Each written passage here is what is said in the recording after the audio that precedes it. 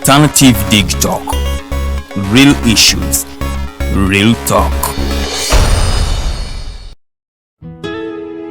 Omusajja bulijjo muwa ssente mu kibanja mpola ng'asonda poloti ennungi naye ngenza okutuuka nga woofiisi bulijjo wenteeka ssente baavaawo nadda essimu tebazikwata kyokka nga n'ebyentambula byakaweeregga ebiseera bya kovidi yenga ndabye gwe baakubye naye lwaki weesiga abafere lwaki tewanneebuuzaako ne nkulagirira ba praise nze be bannyamba nze ndyokke Praise Property Consultants Uganda Limited bagula n'okutunda ettaka kusana amayumba bapunta ettaka ne bakwanguyiza okufuna ekyapa bazimba amayumba kusana okuba plan ne architectural design balina plot enteeketeeke wonna w'ogyetaaze ate ku byapa ebya private mile land n'ebibanja ku ttaka lya Kabaka era bakkiriza ekibanja mpola basange Wandegeya mu katale ka KCCA Southern Wing leve ey'okusatu lumu 128 oba ku ssimu 0706 147 06 ne 0783 823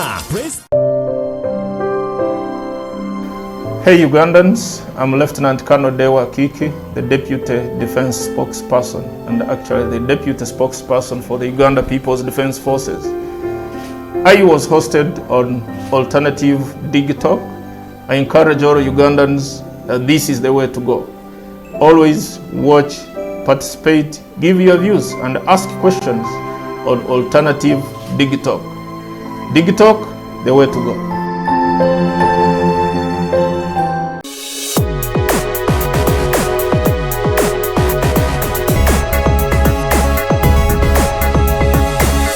The Alternative Dig Talk. Real issues, real talk.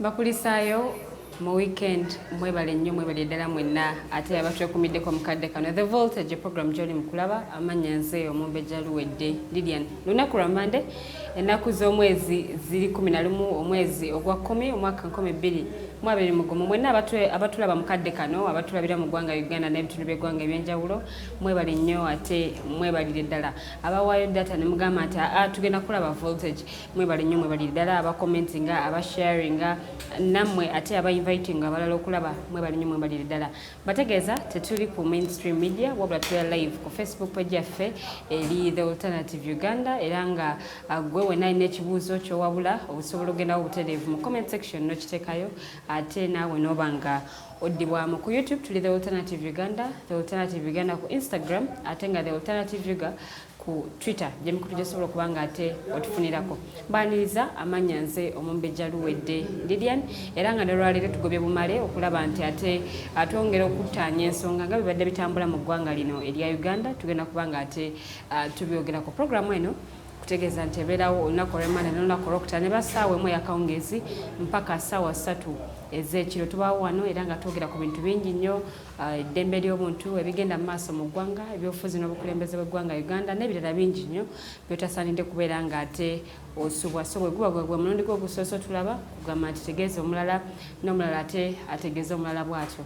Olunaku luno olwaleero tugenda kuba tutunuulira ekisinde ekyatongozebwa wiiki ewedde era nga kino kyegattirwamu ebibiina by'obufuzi ebyenjawulo okuva ku ludda oluvuganya gavumenti era nga kino ekisinde bwe kyali kitongozebwa kano Dr. Kizza Besigye yaweebwa obukulu oba okubanga ssentebe w'ekibiina kino era nga omumyuka we ye Lord Mayor Elias Lukwago. Bingi nnyo ebibuuzo ebyabuuzibwa bannayuganda ku kisinde kino ekyatongozeddwa era nga tugenda kuba tubyogerako olwaleero naye nga mukadde kano kansooke nkutegeeze nti Praise Property Consultants Uganda bakugamba gwayagala ogula ettaka oyagala kuba ku byakyapa oyagala kuzimba nnyumba ya kiroto kyo osobola okuba nga obatuukirira ofiisi zaabwe ziri Wandegeya katale ka KCCA room number 128 oba nobakubira ku namba zaabwe ez'essimu 0706 147 006 oba 0783821918. Kansooke nnyandirize abakulu b'endiramu mu studios then tutandike programu yaffe mu bujjuvu. Tusanyuse okulabako mukulu mayanja. Mweyanziza nange okuncaza Lero lubadde zibu saawa ziweze 10 ku saawa 8 naye tuli balamu njagala kwebaza leero akeesuso abasponsoringa Shren aba Praise Property agencies nadde njagala kubabuuza mbadde manyi n'abasangawo wano bakola batya ensonga y'amataka mu Wakiso kuba leero ofunye omukisa negenda ku disitulikiti y'e Wakiso mujjukire nti land office y'e Wakiso ebadde mu spotlight abaddeyo miss management naye balangirira nti office zigguddwa naye ngenza otuuka olwaleero okukola ka official search ebanga nti registrar taliiwo commissioner taliiwo bonna mu office nga tebaliimu public eryawo ebutaabutaniraawo si enkuba etonye si kyekisooto ekiri ku district y'e Wakiso so mbadde nsaba wekikwatako minister wa lands ayingire mangu Judith Nabakoba Nabakoba ewa lands yafuuka minister wa lands ate yali Kampala yagenda amagiri yakyusibwa cabinet bunene bulinga ekibira kyamabira sometimes ffe tubyerabira so bw'abanga Nabakoba yali mu lands mbadde musuubira ovuga emmotoka agendeko ku office za lands e Wakiso alabe message awo abantu baagala okutransactinga abantu baagala because land title are financial securities so bw'oba olina ka transaction kobadde oyagala okukola mukola toba mu mortgage neobeera delayed by inefficiency mu office ezirina okuwa kyonoonya nofuna financial loss oba nofuna okugotanyizibwa mu business yo kyabulabe nnyo so minisita mukubira omulanga agende mangu abakozi batandika abeeko kyakola naye nziza okubeera wano nakawa mulungi tuli bulungi tusanisa okulabako mwami Mayanja kanzire ebuuyi buno ate nyanirize n'omukulu eyatwegasseeko olwaleero neyanza nnyo mumbejja nabanaffe abatulaba balamusizaako engamba nti mwebalira gye mutusisaako eggalo olwaleero niwakwadde tekise kyenkuba kiro kituyingiddemu mangu mangu ate nekirwawo okukola kyobuulyawo okugenda nga mwami Mayanja wagambye nti entaza okulaba nga ziyisaako mu ngalo zimunaana naye oluusi ffe tugamba nti oluusi enkuba kuba mukisa ate era ndowooza mwami Mayanja olugero lwange luza lutuukiridde awagwaki awagwa enkuba wasanawo esooli lwekyaba omubyala bali enkuba eba etonnya bwe beetuuseeyo naye musibe kasolo n'ebijanjaalo kubanga Uganda tutambulira mu mbeera ey'obulimi osobola okukola ki okusurvivingira bagaza program ennungi amannya ze Otebe Robert Prince nga ndi kada wa NRM Makindye mulungi tatambudde bubi manyi Makindye mu Kampala kyekibuga ky'abagagga ate bannaffe abalinakawa Maya gyava ndowooza kibuga division ya university 5 mu Kafuka ate oba osoma oba onoonya future ate kyeri Makindye ate amagezi mugajjawo United States of Nakawa mbagazise okukundisha ennungi kulikayo mu meefuga twavaayo era nenkutisa ne bannayuganda bonna kola nti tuweze emyaka 5 nga tuvudde mu bakyerupe nga twetongodde wamukaaga mu 2 paka olwaleero bannayuganda muna bakulisayo wakwadde nti mukyalimu era ani okolonialism ebeeramu naye nga tulina okugitinga off totally era pulezidenti waffe asiiba akyogera tulina okwekolera ebyaffe buli kimwe twemalirira kusinga okufukamira balya bakyerupe era nayogera ne ku buli bw'enguzi mukwogera kwe obaoliawo bajja nti batuyamba nnyo kumba akwesa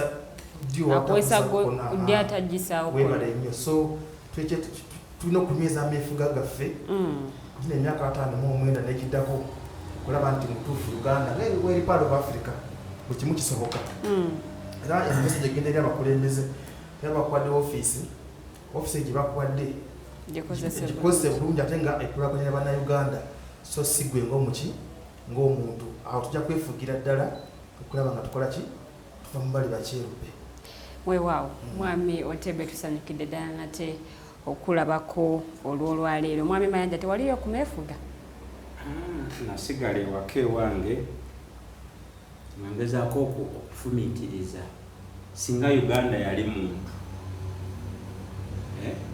balina wayandibadde alina emyaka 59 ng'akuze.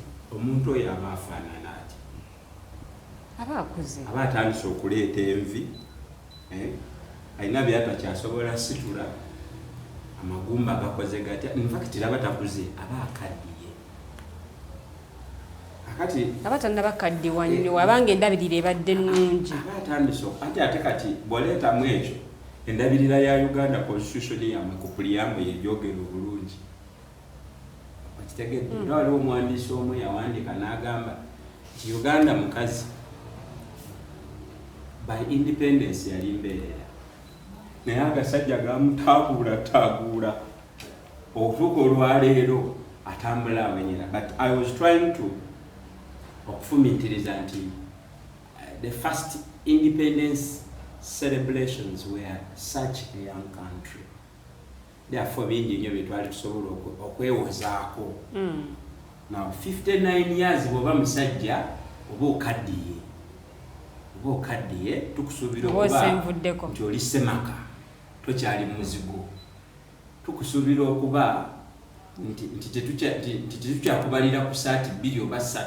Naye bw'obanga wabala bubi ng'ogamba nti ku myaka gino nyina okuba nga nyina enju naye nga tunagifuna. Era tukusuubira okuba nti otandise n'okuzzukuza.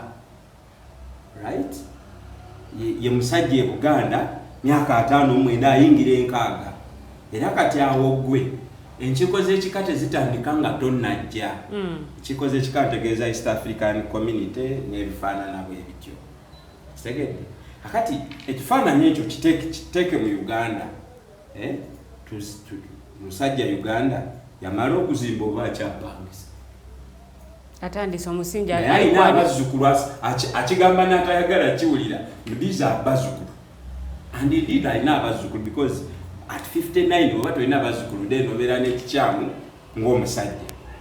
So nze nanyumiddwa weekend because nagirabyawo nga sigiraba ku TV but I was nadidde eggwanga nendifuula omuntu netandika okulaba gaps because ngezezaako okwogera ne bakyaguba bano bakada b'NRM obuzibu bwe balina nti bw'oyogera ku Uganda bo bajuwinga ku contestation yaabwe ne UPC predominant the UPC naye beerabira nti regardless of our political divides balina gye twali tulina okulaga by now andibaddewo ebiwedde nti kati omusajja yazimba bitambuddeko enguudo ezikoleddwa sofa amalwaliro gazimbiddwa era ng'omukulembeze w'eggwanga bwe yakyogerako wano e Buganda omusajja w'emyaka 59 bw'atandika okwogereza akawala ak'emyaka 16 era society erina engeri gye mutunuulira alina n'erinnya lye bamuyita.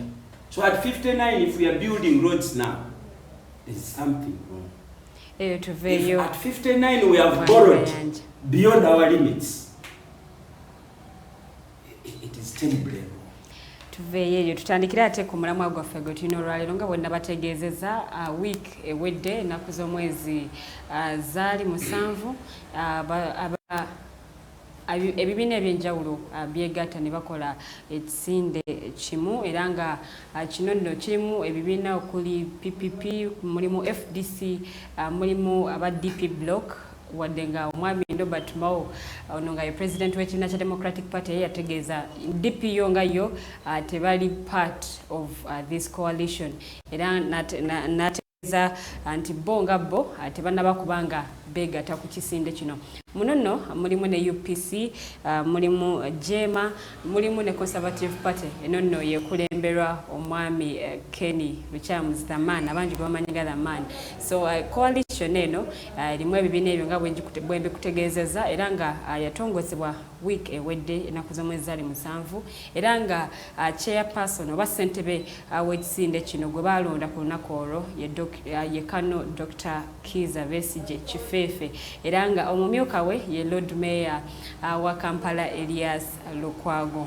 Munnange nno ebibiina ebimu tebyasobola kubanga ate bibeerawo ku mukolo ogwo era nga bo bagala tebannaba kubanga ate beegatta ku coalition eno. Muno nno mwe muli ANT, mulimu n'ekibiina kya National Unity Platform.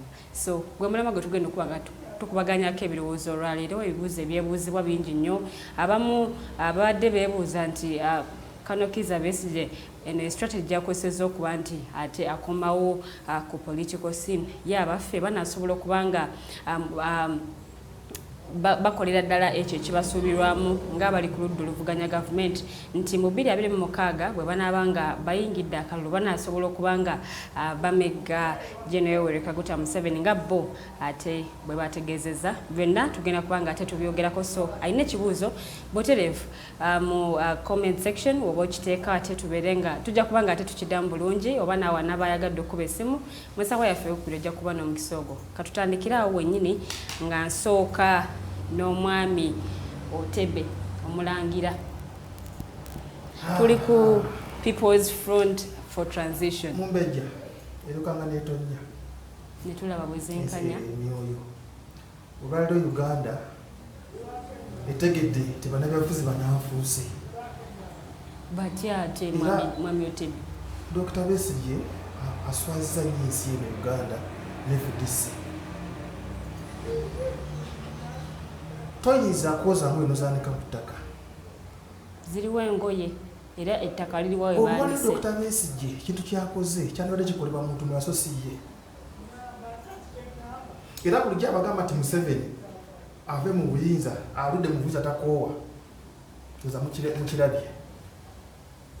Nate Besigye anoonya rebranding n'ebigaanye. Rebranding yeno okola ekisinde kino rebranding gyotegeeza. Akasa kwa rebranding akomye muguni mu limelight. Dr. Besigye abadde munayafuzi mulungi nnyo ng'azimbe poliisi w'eggwanga lino nga naffe abali baweddemu essuubi n'atuzza. Okiwulira? Omanye okugwamu essuubi nyinza okugwamu essuubi nga ni mu NRM. Nengamba ebyobufuzi bigenda babikola ki? Nate Dr. Besigye yatukomyawo tugamba tulina okubeera mu byobufuzi bya Uganda. N'akola ekisoboka kyonna kyonna n'aleeta abaana abato ne bakola ki? Bobi Wine n'abaleeta. Mbadde wabula nga nywa nemwebanja ne mugamba omanyi Besigye yakoze bubi nnyo. Olwali yanisigadde Katonga bana abaana ne bamwebuuzangako. N'atadda mu bufuzi. Yes, to make matters worse. Bwolanga abantu abamwegaseeko bafeeriya bonna. Bamwami Mabike boyise bafeeriya. Dr. Besigye is not a failure. Ne kati yazita ali failure.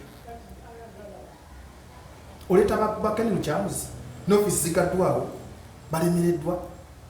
Just imagine tulina ebinanoza 27 kwane anti yazze mu Uganda mu parliament waliyo 7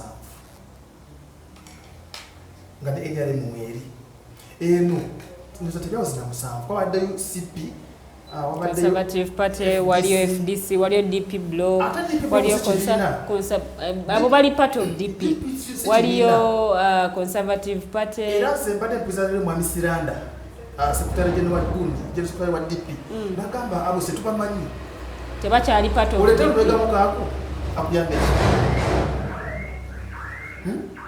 era bana emzinda ngana kufuga eggwanga lino bamuwalire mu kaliba sirwa kwati yagala ennyo neteri bakola ki balekere eggwanga tubone n'essuubi ery'amaanyi nti Katonda Besigye kadde ebbali ffe bamusaye muto tumuyigireko okimanyi olwaliro kati ekitiibwa Semwogere ekyayina ono yali wa DP omwami Kawanga Semwogere yali wa DP ekintu kyakola kyamaanyi kati bamwebuuzako bwebuuza ekalangala gyali Besigye kyeyandikoze yandise Katonga. NRM temutidde mu y'ensonga lwaki mwogera bwe mutyo? Tetwatidde wabula ze neeraliikiridde eggwanga we liraga. Kuba kimanyi eggwanga okutambula obulungi opposition erina okubeerawo. Naye kati opposition bwebanga etandise bwetyo kati tugenda kukola tutya?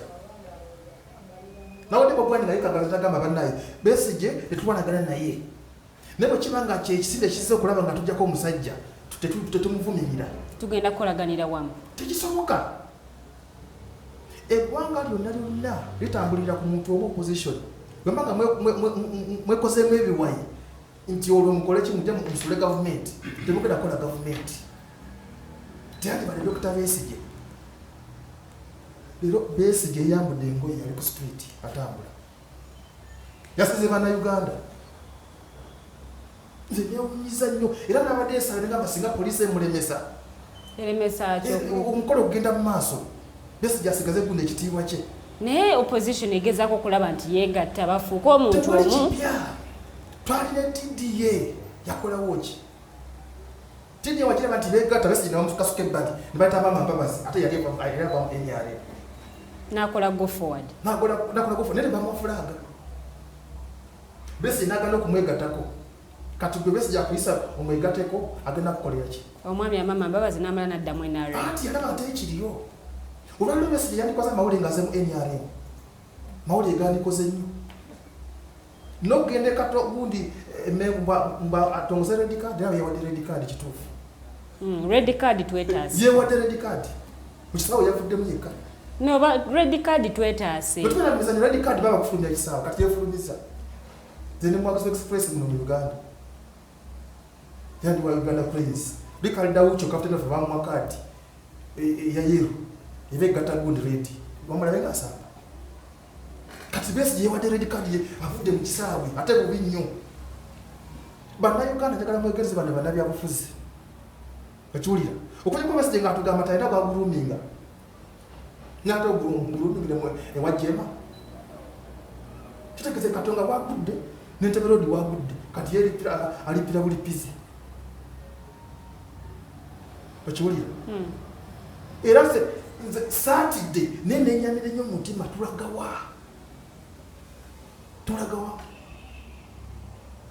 Twetegekera kulonda kwa 2026. Tewali kwetegekera.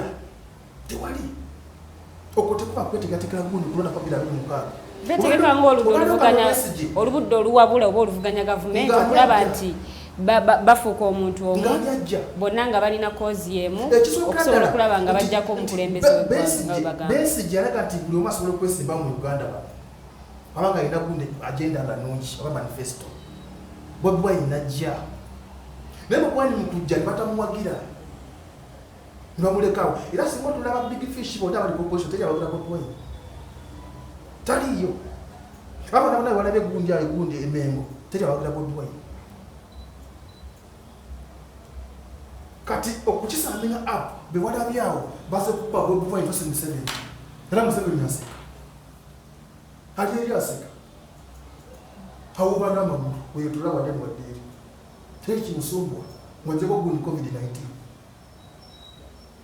Kasoko simbe wakati tusoke tuddeko ewa Mwami Mayanja. Mwami Mayanja, waliwo ebigambibwa nti kano Dr. Kizza Besigye nagikozesanga comeback okulaba nti akomawo mu bantu okuddamu okwetegekera okwesimbawo mu kulonda okunaddako.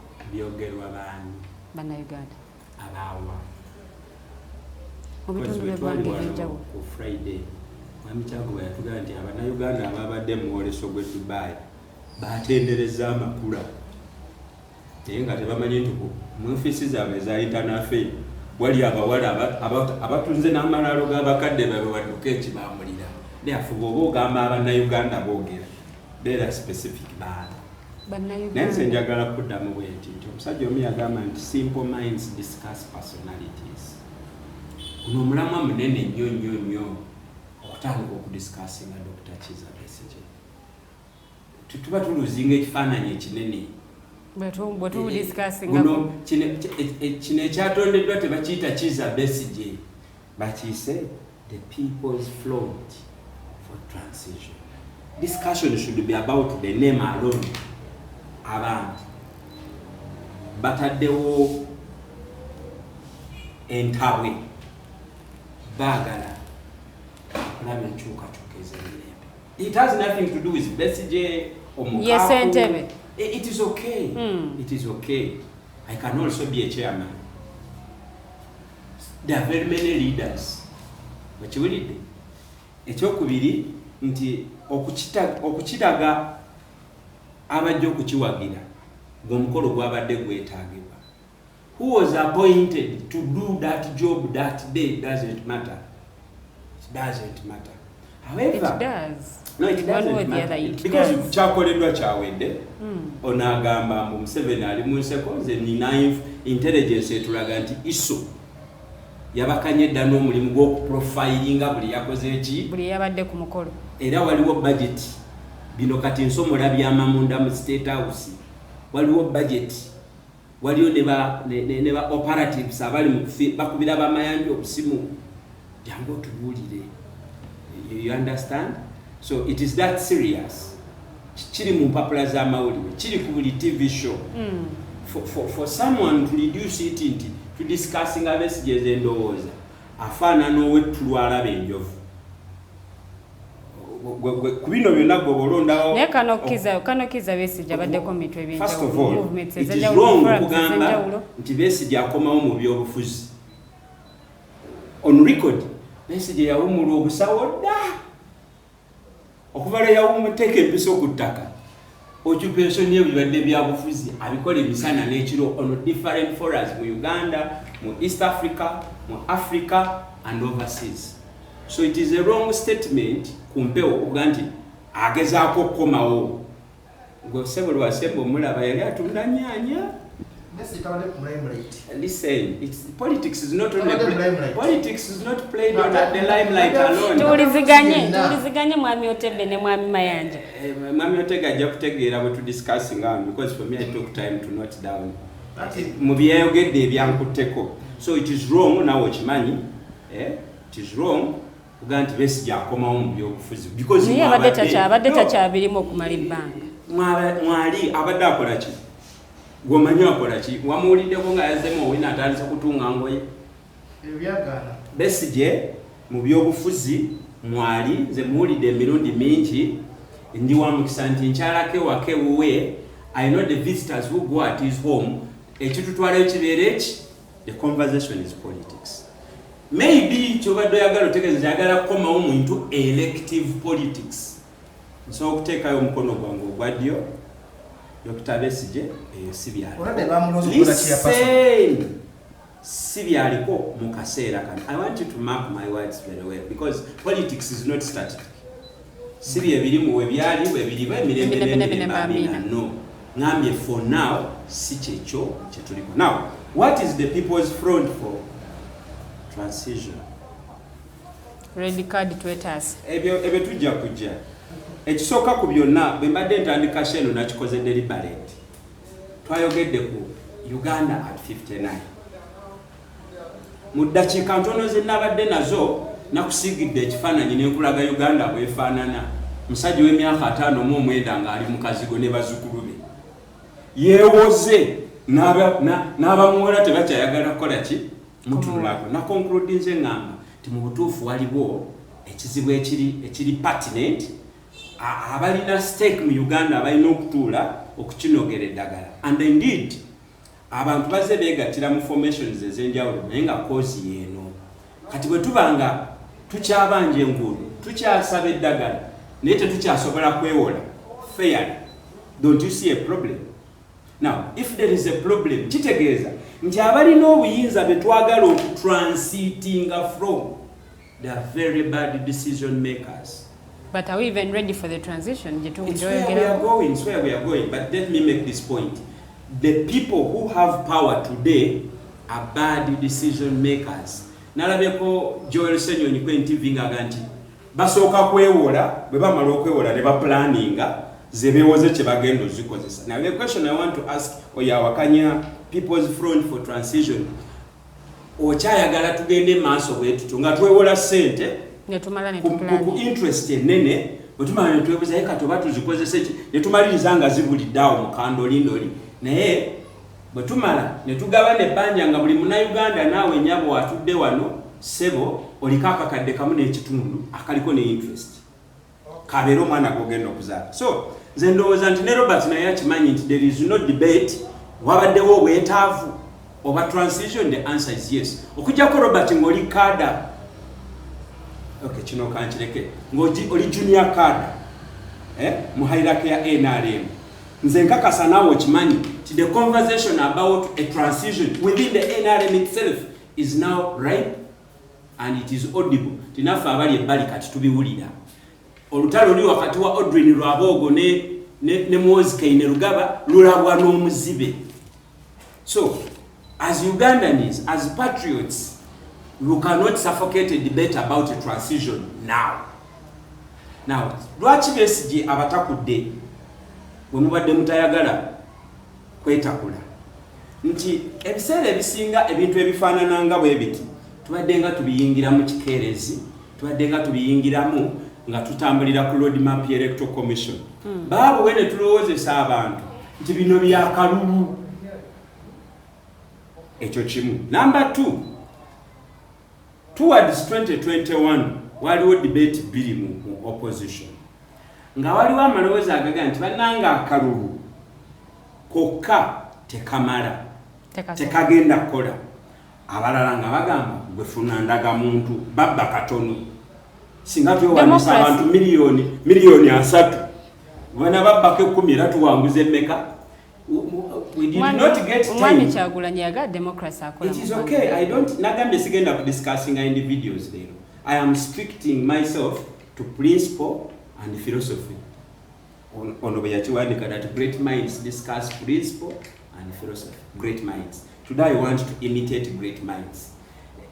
Tetwafuna mukisanga opposition ku harmonizing ambozi eno onagamba kalulu tekajja kusobola onagamba mwe mugende mwe wandiise babbaka abatono.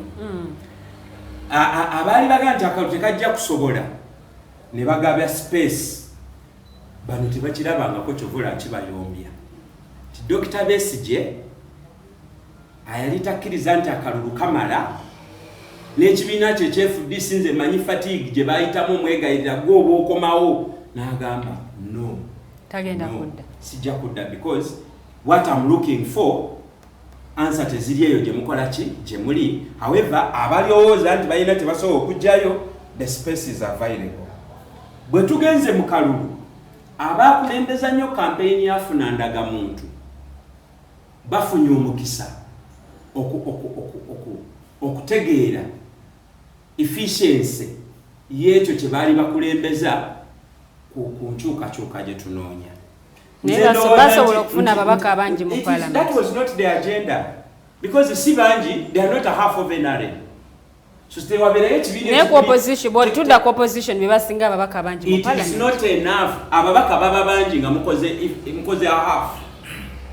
If you have only 50 MPs at Kangulira ababaka atano aba NRM 50 UPDF 10 persons with disability bali bameka 5 n'abavubuka 5 abavubuka 5 workers 5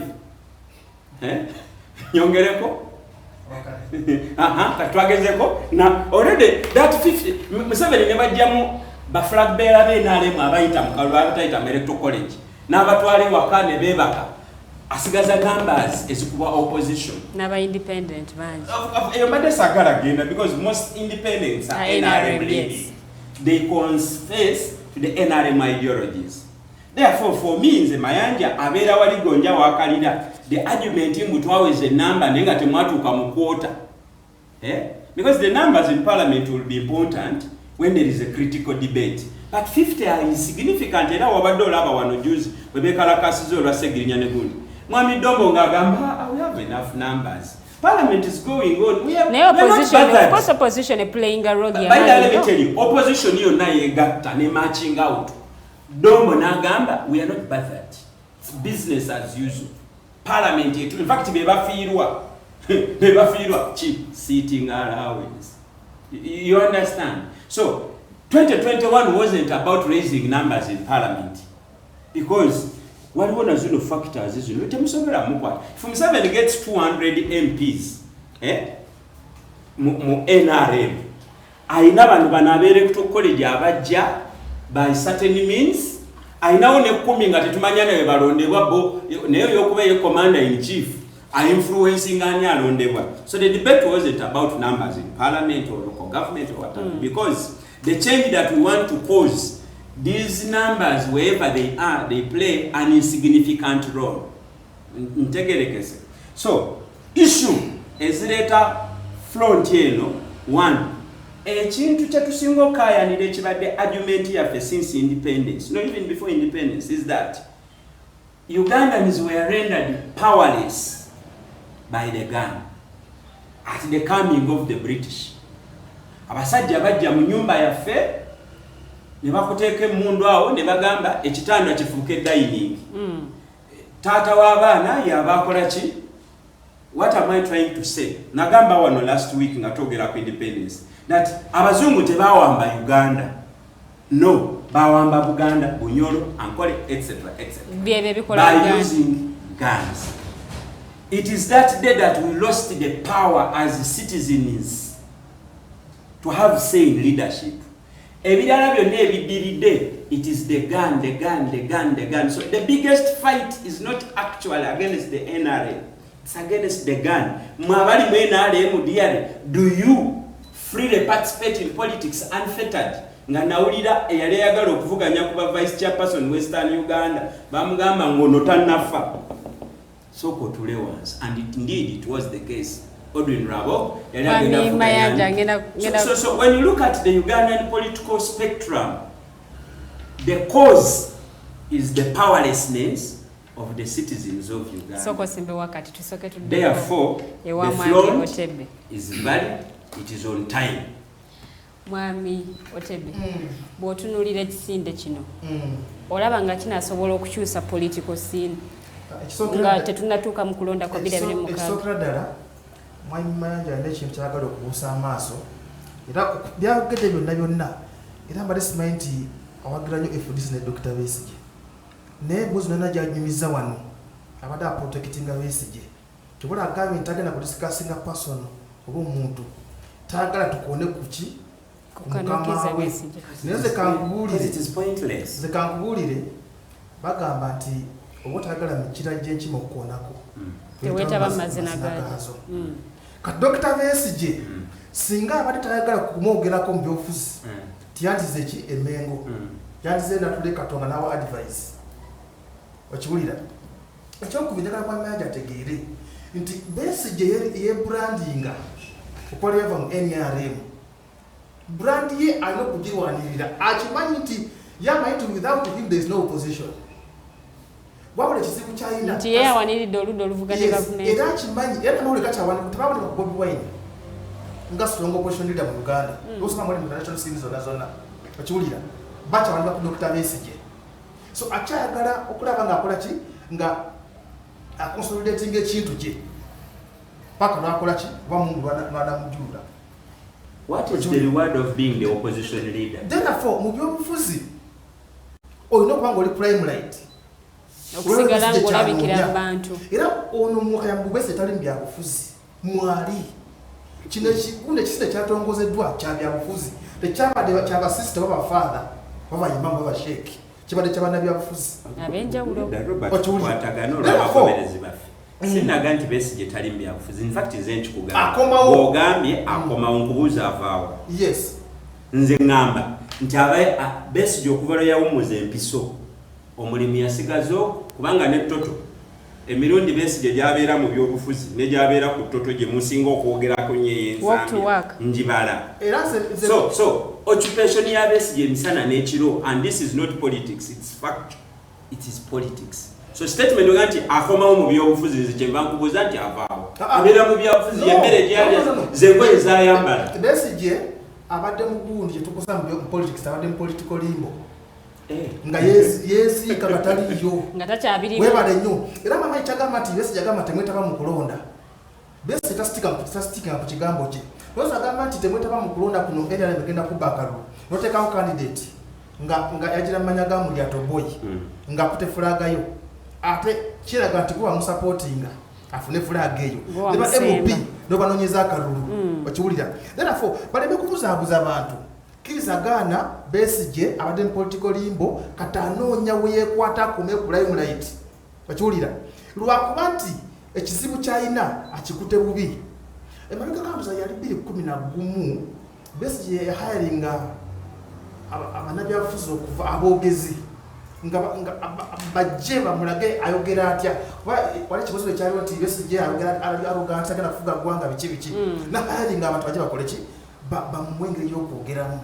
okiwulira kati kyeyandikoze this time navudde wina from nowhere okujja kwagamba nti ana gwatunda nti alina gwa promotinga bagala okuweerezaayo awo nyiza okumuwamu kagundi benefit of doubt Katonda naye wabanga yeye nakkiza naba nti ekyampioniwa kino ekintu kimuswaza nnyo kuba nabamubaddeko bonna amajuniya tebakola mawulire omanyi mbyofuzi ya Uganda kitulina okumanya ate besi yaswaziza nnyo bili season okiwulira alina okukiza nti kate yakola ki yaggwa nga Dr. Semogerera likalanga lawudde okiwulira kati balaba nti bano ono omwana bayitako atya ani Bobi Wine alagawo abayitako atya ati kati yaliko manyi opposition ya Uganda eri bweti nti olina okuvaayo ovuganye Museveni okwata ekyokubiri oli opposition omutuufu gwabaliko gwabatunda okiwulira kati yegwe kati Besigye Museveni tabadde kibaddemu emyaka kumpi meka bisajja meka bina nga yakiruma nga talina wonna wayogerwako wonna onagambye nti simanyi abadde mu politics abaddewo Besigye mu politics abadde atudde what is politics okiwulira mu active politics Besigye ku ddaali yaliko and what is tetulina kutuula butuuzi era kyova abavudde n'agamba kankole kino kinantunda okiwulira so muleke kubuzaabuza abantu wano wagambye nti bano abantu abalina emirimu they are bad decision makers si kituufu abalina obuyinza contextualize my statement nagambye bwe tuba nga tuli 59 yes nga tukyagorepolinga n'okuzimba enguudo at 59 yes tukyanoonya eddagala malwaliro at 59 yes tuwuliziganye twewoze beyond the limit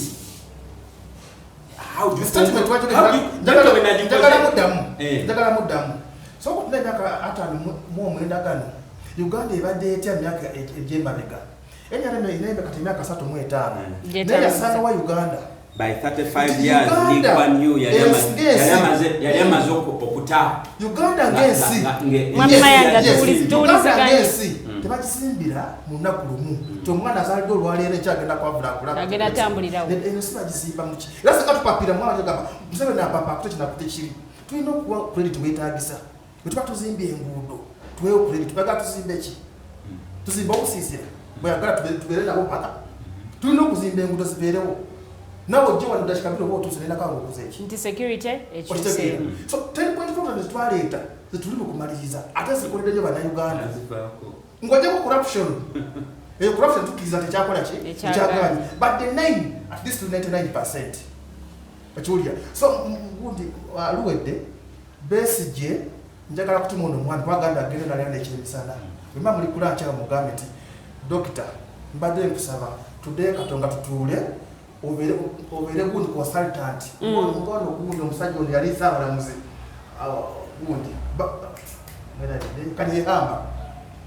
bagala ne bamwebuuzaako era obulaga amazina ensonga z'amateeka nabalakula kino kigenda kwabwe kiti that is the Besigye we need now naye mu kukomawo okwe kuno anaasobola okukyusa political scene ebaddewo kyamuvudde mu ngalo kyamuvaamu dda kakiwulira lwaki ogamba nti tekisoboka mwami Otebe omanyi wabeerawo transition twagala kyetwagala era tukimanyi nti mwami Museveni ajja kuvaawo omulala akole ki taking it over Besigye he was there nalimu olubimbirwe kati is not supposed to be there now okiwulira yaggwako tongera ku byabufuzi nga teka tegwoliko eyaggwako gwokubaganyako ebirowoozo tebiringa gundi ati kati olaba akomawo tumwogereko ebyobufuzi tebiringa Roma abakatuliki bali conservative olaba ne papa yavule n'agamba ataddewo akakiiko kagende kabuulirize ekyo katika zabateekawo muki mwekereziya kumala emyaka emeka 2 so politics ali conservative akyukakyuka mwibanamu dynamics kati Besigye akyali mwana muto mu myaka okiwulira awulira nti ayinza okunyeenyamu kuba emyaka 6 Besigye gyalimu aba akyali olaba mukama yafuga paka 95 ate ng'akyayagala ekintu kati who is Besigye to retire now he can retire in the army and in his doctorate but not in politics akyasigala akyalina omugiso gw'okweyongerayo yensonga lwaki ye yalondeddwa okuba ssentebe mukisimbe kino bwekiri bayandigambe nedda am here to advise naye yagambye nti kati nze twamala bwonna bweggali sajja erisobwendo kati neita nensekere okiwulira kitegeeza agala tumutunuulire era bwetunda press conference gyeyakubya olwaleero yagambye bana njagala mubategeeze nti states yetaddemu sente okukola kino nti isule Bobi Wine okiwulira awo wetugenda okujja therefore ye mwenyini anakyabuilding but it's too late simba wakati awo wenyini wetugenda okuba nga ate tuwumulya the voltage program gy'oli mu kulaba tugenda sooka tuwumule mu katono nnyo tukomawo ate n'ebirala bingi nnyo ate temuvaawo The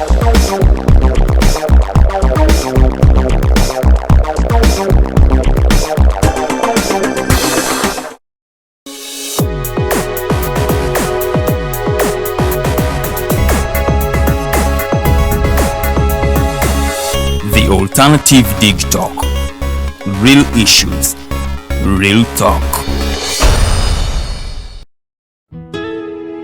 Omusajja bulijjo muwa ssente mu kibanja mpola ng'asonda poloti ennungi naye ngenza okutuuka nga woofiisi bulijjo wenteeka ssente baavaawo nadda essimu tebazikwata kyokka nga n'ebyentambula byakaweeredde biseera bya covid yegandabye gwe baakubye naye lwaki weesiga abafere lwaki tewanneebuuzaako ne nkulagirira ba praise nze be bannyamba nze njokke Praise Property Consultants Uganda Limited bagula n'okutunda ettaka kw'ossa n'amayumba bapunta ettaka ne bakwanguyiza okufuna ekyapa bazimba amayumba kw'ossa n'okuba plan ne architectural design balina ploti enteeketeeke wonna w'ogyetaaze ate ku byapa ebya private mile land n'ebibanja ku ttaka lya Kabaka era bakkiriza ekibanja mpola basange Wandegeya mu katale ka KCCA Southern Wing leve ey'okusatu lumu 128 oba ku ssimu 0706 147 006 ne 0783 821 918.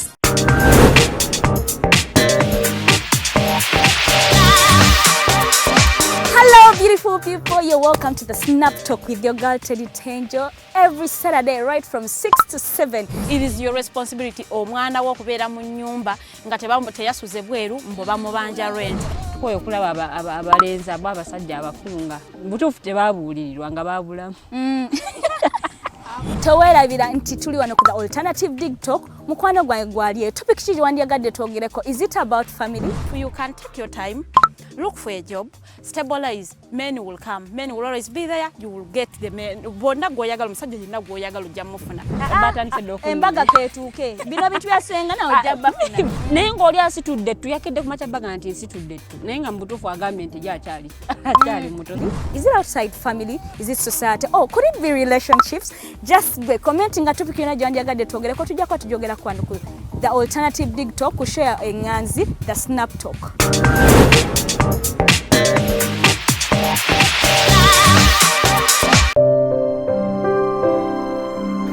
Hey Ugandans, I'm Lieutenant Colonel Dewa Kiki, the Deputy Defense Spokesperson and actually the Deputy Spokesperson for the Uganda People's Defense Forces. I was hosted on Alternative Dig Talk. I encourage all Ugandans that this is the way to go. Always watch, participate, give your views and ask questions on Alternative Dig Talk. Dig Talk, the way to go.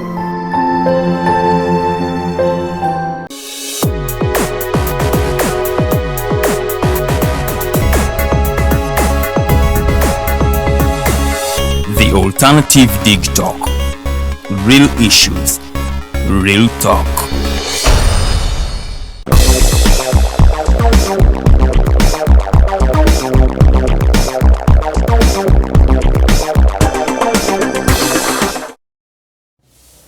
Kulika nnyo mukuumula mw'okuwa The Voltage program gy'oli mukulaba tukomyewo ate amasaawa yaffe ey'okubiri gwagala okuba essimu mu studios butereevu studio line MTN eri 0789017145 oba Airtel 0759132310 ze namba za studios zisobola kubanga ate okubako n'obuuza kibuuzo ate nawe n'obeera nga oddibwamu awo wenyewe njagala okutegeereza nti Nitas Jewelry eri gwayagala ebyokwewunda by'abakyala oyagala necklaces oyagala earrings oyagala bukomo wali nnyo okubanga ate naawe akolako era ng'osobola okuba nga omufuna ku namba y'essimu eri 075196 ngenda kubanga ate ngibaddiramu awo maasoko katono nnyo naye nga Nitas Jewelry asobola okubanga naawe akolera necklaces ennungi earrings ennungi era n'obeera nga naawe onekanekana oba nga olina omukolo gwo ate n'abeera nga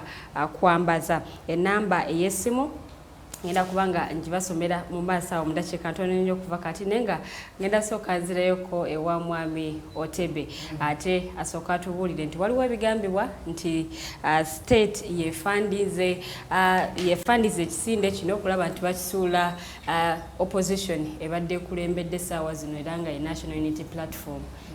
Ekisookera ddala njagala kujjawo mwanaye kyeyagambye nti yabuddeko omugezi wa Nuupu agamba nti gavumenti ya NRM efuga eggwanga esooka kwewola netukekola budget si kikyamu ekyo kiri mu auditors report si kikyamu emirundi esatu kubanga parliament egenda okuyisa ssente okwewola ssente nga ministry evunanyizibwako ebyemaze okukola ki olaga ssente kizigenda okukola so okujjako omwami Mayanja oba olabise mugamba akole kiryetegereza ensonga ezo ekintu kya state okuba nti kyekisponsoringa ekintu kya Besigye nkiwakanya lwa nsonga ti Besigye tali kudaali okumusponsoringa tulina okwogera ku Besigye kubanga ekyamani ekintu kino oyogera DP mu Uganda oyogera ku Mao okiwulira olwo oyogera ku Nuupu oyogera ku gundi kukikagulanye there is no doubt wadde manje taga kiwulirako naye tulina okukola kyokukyogerako bagamba nti awali omukka tewabula muliro so ndowooza gavumenti terina interest mu kino ekintu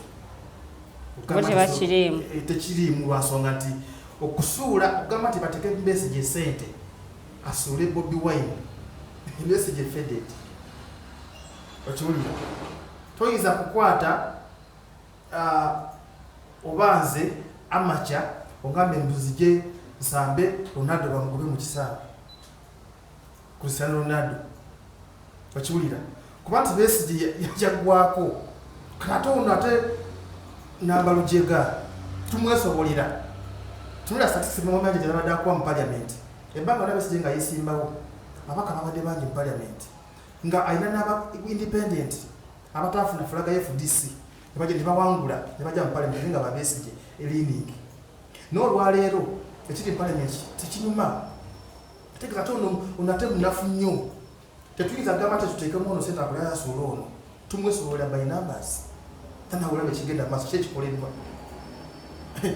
nawulira gundi chief whip wa gundi wa NRM nga baline right honorable Nabanja nga bagamba nti bo kyabamalira ndowooza emyezi gyali ebiri nga amaze okukola pulaani ya miji badajukanya mu gavumenti naye nga bano kyabatwala kumpi emyezi 6 nga tanakujja ne pulaani za kusikala eri parliament kiba kitegeeza ki bano banafu abaliko bano abakamyufu tetuyinza kukosa gundi Dr. Besigye mbatatukubira oli tubeesobolera era ne gavumenti y'amaanyi by numbers just okimanya ne president ali waggulu so tetuyinza kukosa Besigye kumuteekamu ssente ye ali ku buzanyo bwe naye anoonya wakola ki ate wakomerawo ku limelight nga bwe nagambye so sigamba nti state yekola ki state yemuteekamu ssente okuvugira Besigye asobole Bobi Wine tekisoboka olwanjagala ote Bobi Wine wane Besigye bateeke wano balagende ku debate olabe wejja okubowa tekisoboka so si kituufu temuteekamu nsimbi mu kisinde kino zaki tenga zivaawo NRM ebisinde byonna ebadde bigunjwa bano bannaffe NRM ebadde biteekawo DP Buloko simanyi Suubi people power simanyi kugamba Besigye kyaleetako emabegakaawo bakiyita batya people's government naye weeryawo oba naye yakulirawa kugamba bingi ekintu state kyeba emanaginga kizibu okugwa kiba kisigala nga kiri bakina okubeerawo naye katagala omula ebisine byonna ebize nga biggwa bikola ki so gavumenti erina buddo. Mwami Otebe ate omuwulidde enamba ya Anita's Jewelry eri 0751963993 0751963993 eri gwe yagala ate ebyokwewunda kasookezereko ate ewa Mwami Mayanja. Mwami Mayanja wagambye toyagala kudiscussinga ku Dr. Kizza Besigye naye nga ate mu kisinde kino akola kyamaanyi nnyo okuba nti yeyalondeddwa okubeera ssentebe naye ate abaddeko mu forums ez'enjawulo abaddeko mu movements oba ebisinde ebyenjawulo ne mu FOGC yalimu ku mulundi guno olowooza kino ekisinde kinaasobola okubeerawo paka we tunatuukira okulonda ntisigala nga kikyastandinga. Ebigendererwa by'ekisinde kino tebisaana kupimibwa ku time frame ya kalulu 2026 nga bwe nakitegedde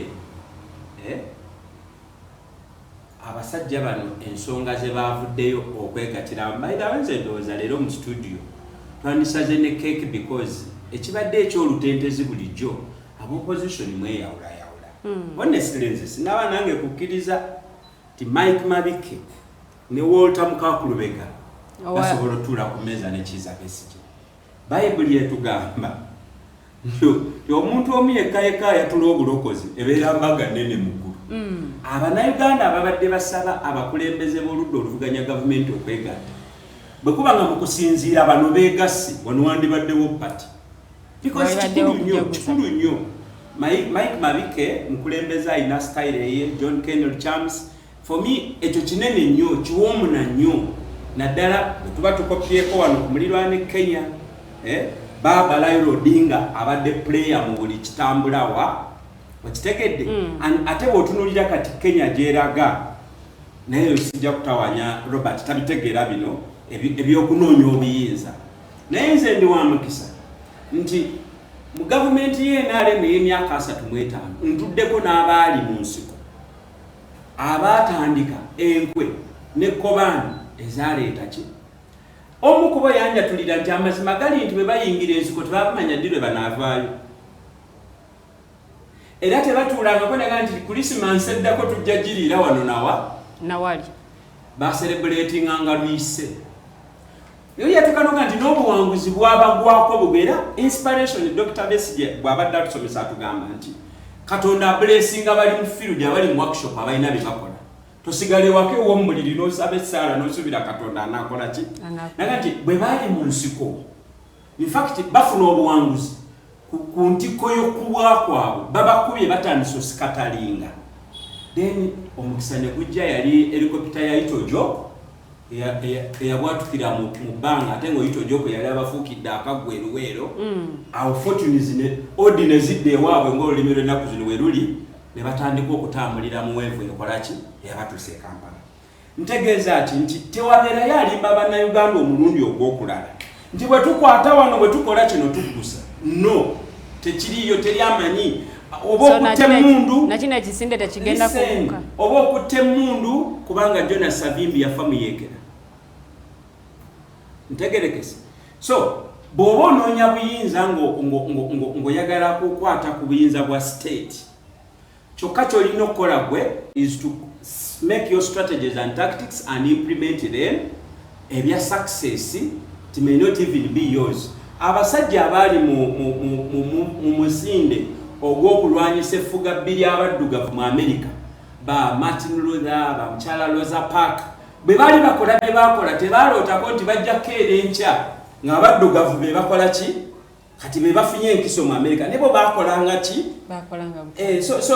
so kino nkirese kubanga statement ekwera nti Besigye yeetaba mu kino revolutionalist bwatu bwabeera okiwulira tawumula okutuusa nga values zalwanirira amazo zikola ki ne waba yeewalulira ku wheelchair kino kankikubulire newankubadde nga tekyadde tekyetaagisa Dr. Paul Kawanga Ssemwogerero olwaleero baddeyo ye konviina wa bino naye ng'atudde wa tasobodde kujja lwakuba nti mubiri munafu but will be bino si byakaakati bino byatandika 2019 ntegerekese so kiri kyogambye ekya Dr. Besigye I think you are trying to portray him in bad light.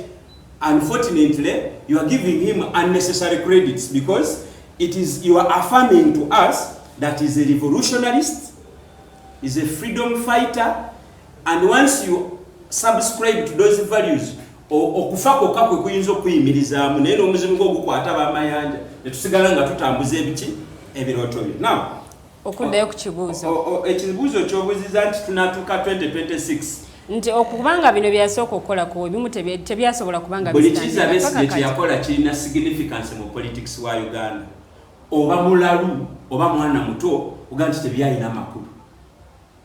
Buli Kizza Besigye kyakutteko people's government mbadde mpulira olwaleero omusango gwali gumuhabira ogw'okulya mu nsi olukwe gavumenti yagwegobedde nga temwebuuzizza nako okitegedde Now, ate gujidde mu debate ya bailo no bailo. Ono bali bamuvunana treason. Ekitegeeza nti with no bailo singa avundawa. Singa avunda. Ne abamukwata. Ne ba investigating. Bwe batuse mu court bage byali byakiyale naffe tubyetamiddwa. That is the basic factor in Ugandan politics. So, tosobola kwogera lwaleero ku mwana azaaliddwa. Kyomwana ono anaatambula oba musezi. This is something which is still at its inception stage. Tekijja kukola oba mulogo. Let us watch the space. Tulabe bwe bakitambuza. The best blame came on board.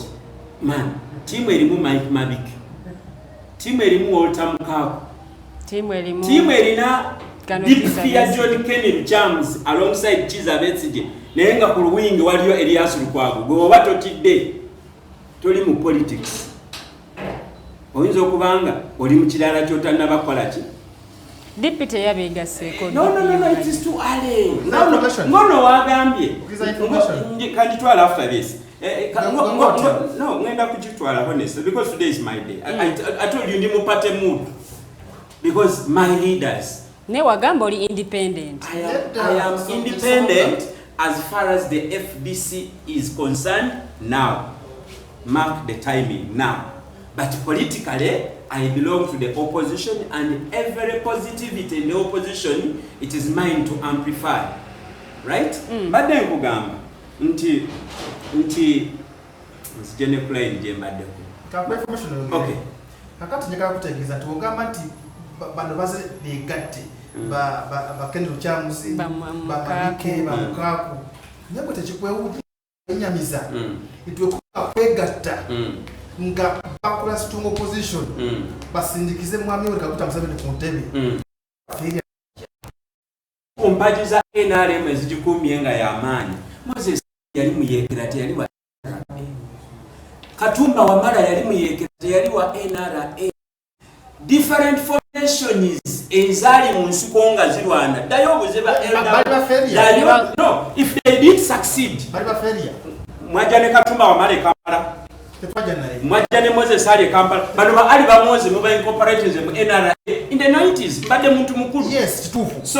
Tuliziganye mwami otebele mwami It's not a failure. Okay, let us also examine this. How is Marike failure? That is nonsense. Mabike. Mwami Mayanja tuliziganye. Information here. You Obera nechizibu ganti Mabike is a failure. Member of Parliament for Machinga East for almost 3 terms. From DP. You understand? Failure from DP. How do you call it a failure? How do you call a road mayor? Mwami Mayanja tuliziganye. Mwami Otebe saba tuliziganye ne Mwami Mayanja. That's where you end up. No. Mama njagala kubule utatu discussing politics. Tugenda discussing nkoko obachi.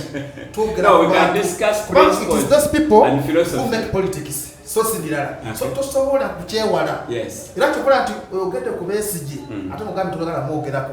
Ate era mugambi mwogereko. So tukola politics. Mwami Mayanja tuliziganye. That's the information. Oba wants to take us again. Mbona katipanda twekwatewa. Tubali mukwako yesimba ku Burundi erubaga nakamuli. Onaje ne CP no kusimasi. President Museveni yali mu UPC. Today wa Mwami Mayanja. Nagenda mu UPM, nabera mu Fronasa, can I go on? At 59 ebyo tukyabiyogera. At 59 twali mu nsiko. Mwami Oteba akaddeko kaweddeko. Mwami Oteba nze mbadde njagala ku respectinga. Let us discuss as leaders. Omukulembeze obeera ne perspectives zo discussing ira. Tuli basajja bakulu tukuza. Bino tebabitugamba ku speeches. Bw'oba onenya ekiri mu opposition, soko olikole reflection munda mu NRA. Kati nchukua nti the NRA and its victory was an amalgamation of different formations. Similar objective. What is wrong with your neighbors copying that? 2, bw'obanga ogenda gamba nti Mukaku yali wa SDP nani, so is Museveni. At one time UPM, FLONASA, UNRF, blah blah blah. As long as the objective is still constant, we can shed off all these jackets and adapt the ones that are relevant to the timings. Okay? So nchidamu bw'obanga otudde wano mu studio kweno program is expensive kuba tugirabira ku data ogenda Lukwago is a failure. I want to challenge you by what standards? Member of Parliament, celebrated advocate, Lord Mayor for 3 terms. Mark this. Lukwago alone, in fact, read abadde na independent atula na mukyala we na mikwano gye ne bakola strategies ne zikuba NRM e Kampala emirundi esatu. If these are the people you call failures, then I don't know what exactly you mean by the statement failure. But for me, this is what I came to tell viewers.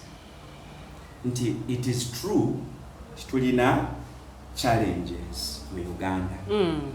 We can only talk about painkillers like some kind of peace, some economic growth, not development, because I told you earlier here that in development we look at time and quality.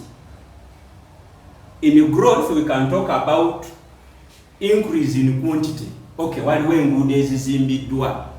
In growth you don't ask about the lifespan of such roads. You don't even ask the cost. But when we are talking about development, now there are challenges in our politics. It is visible. It is obvious. The country is doomed to a state of uncertainty of what the future holds. Chokatu is surrounded by a volatile continent. You see? And remember, what affects us affects our neighbor. At 59, twandibadde tulina stable political systems. Gatumanyi nga baganda bafa abe Tanzania bakola ki bebatambula. So olwokuba waliwo obwetaavu, I want to commend these gentlemen kubanga manyi tebatudde lunaku lumu olwokuba balina emirugu bengono baba portrayinga okubeera mu butaala. Ne mwami sorry okuita mwami Mayanja obwegasiga emaani.